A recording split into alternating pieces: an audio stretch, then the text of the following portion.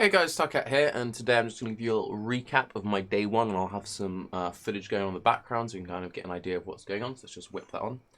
So, what am I currently playing? I originally planned on League starting on Scorching Ray, which I did, and that was going very well, and then I ripped, so we'll pretend that never happened. One of the things that I was very interested in trying out when it came to Incursion was I wanted to try power farming a low-level Incursion zone just to sort of get a proper idea of the mechanics. When people ask me about it, I could, give a real opinion and sort of see how powerful that is. Now, would I still recommend that? So what I recommended doing was skipping all incursions from level 1 till level 12, so completely ignoring that Alva even exists. And then once you get to level 12, and you get to Ship Graveyard Cave, which is where you get the All Flame for Fairgraves, you then actually spam it until you get your first temple there. And I actually did that for about 3 hours. We did a lot of incursion farming on our first character. And I definitely think that for your first character of the league, especially in SSF, and especially if you're not a super experienced player, then yes, it is 100% worth doing. The reason why I say that is when you do it that way, where you're quite over-leveled and you have all your support gems from the Mervale quest, your power level is much higher than it kind of should be for that sort of level, and the more you farm it, the easier it gets because you get higher and higher level compared to the content. Some of the rewards are absolutely ridiculous. If you connect to the final boss, the Apex, ignore I did with that Flameblast, you get a guaranteed unique and some random rares. The random res are very, very OP for leveling, and in an SSF environment, if you're not completely like 100% sold on a particular build type, if you get an early really strong weapon, you can then re-roll around that weapon. To give you an example, one of my friends got a 160 flat damage weapon he could equip at level 12. Some notable ones that I got early on was a +2 trap gem staff. I had some 90% spell damage, 90% cold damage weapons. You can get a 100 life plus with percent life as a one mod from even level 0 items. That particular mod is from the Restoration Chambers. If I quickly sort of show you how it looks in game, just pause this for a second. So if you bring up the overlay, whatever you had as netting in best race, so for me I have it on spacebar, brings it up. The way that it kind of works is that you have your little temple, you open a completely fresh one, you'll be connected to something, right? So you can see these rooms are kind of connected and these rooms are kind of connected. My main priority is always to link up to the Apex, that's where you find the boss. And then, for example, the Cultivation Chamber, this is the poisonous one. Any of the Cultivation Chamber, Trap Workshop, stuff like that, if you get them to tier 3, they will drop either a unique item themed around the room or a powerful blue item themed around the room, or rare item. So for example, this helmet is an example of one of the items I got off the bosses. So it is a you can equip this at level 10 or something, and it is a stacked fire res, physical damage taken as hits as fire damage. Very powerful. This is an example of one of the more powerful uniques you can get off the Apex. This is a whole bunch of flat damage, which it adds to everything. It adds to spells, it adds attacks, really, really strong. And then it gives you some bonuses upon using Vaal skills. And then here's an example of a level 4 ring that I got, bunch of life, bunch of mana, bunch of flat mana regen. If you get one of these rings early, that's it, kind of absolutely no issue whatsoever.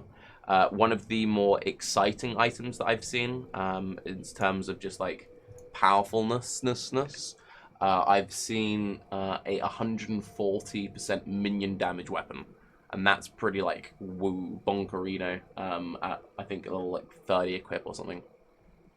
Now, you're saying, okay, but Tarke, you've mentioned a lot of staffs, random, wands and stuff.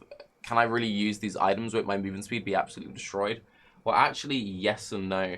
So they've actually super buffed Phase Run. Phase Run was my sleeper OP thing that I mentioned in the patch notes. It used to have a cast time of 0.5. They then halved it to 0.25. And it becomes near instant to cast. So you can actually quite happily level using Phase Run now, and I actually think you could quite easily use Phase Run in endgame setups. The best links for Phase Run, it would be something like Phase Run, then Enhance. Enhance gives increased quality, and the quality of Phase Run is more movement speed, and also you want to have a quality Phase Run if and at all possible. Then if you're a spellcaster, you then want to link Arcane Surge onto it, so that you're getting all of your buffs active.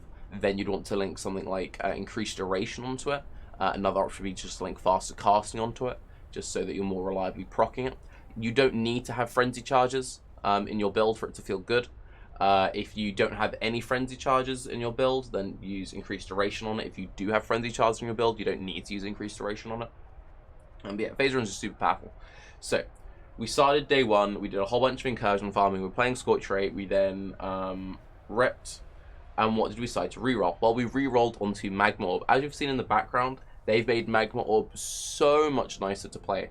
If you weren't aware of Magma Orb before, it used to be one of the it's always been one of the most powerful spells in the game, just because of how it works mechanically, but it saw very little play because of how painful it was to play.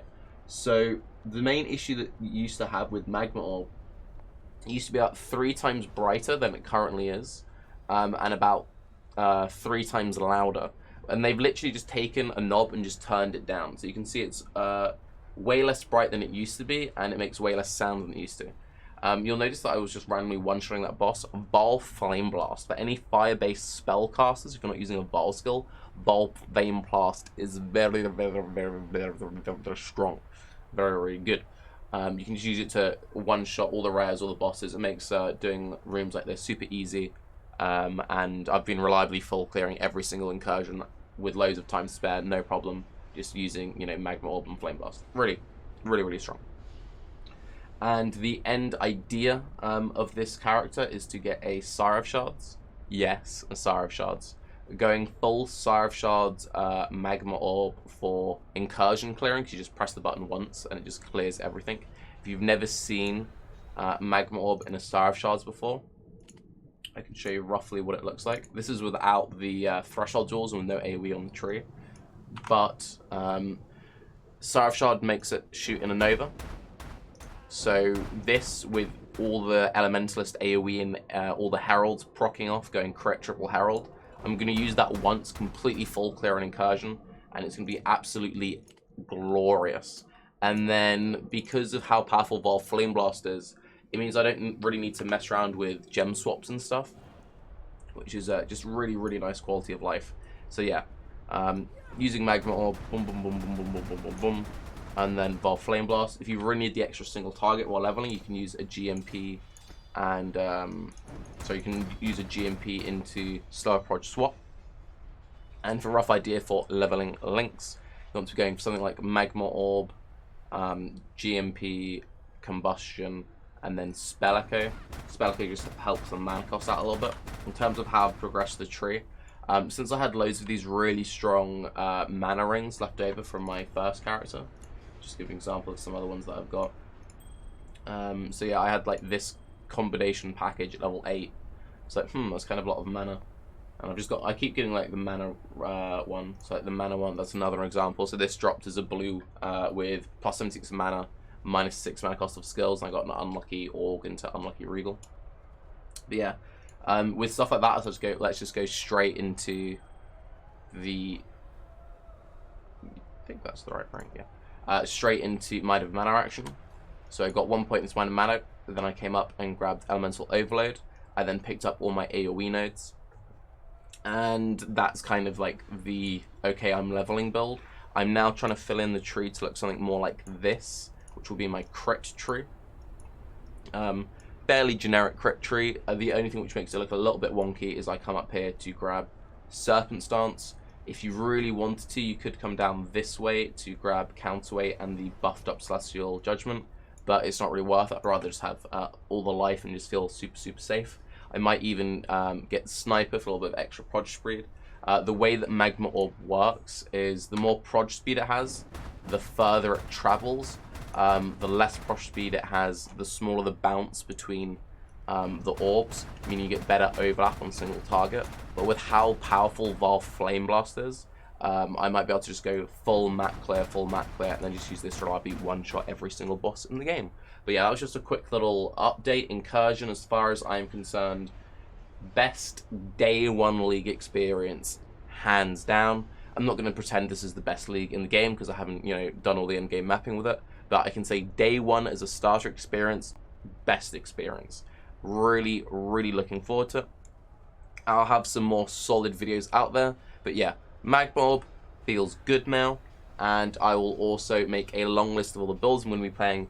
I will be playing a Trapper, don't worry. Rain of Arrow Traps, shh, don't tell anyone. And I'll get back to all that good stuff later.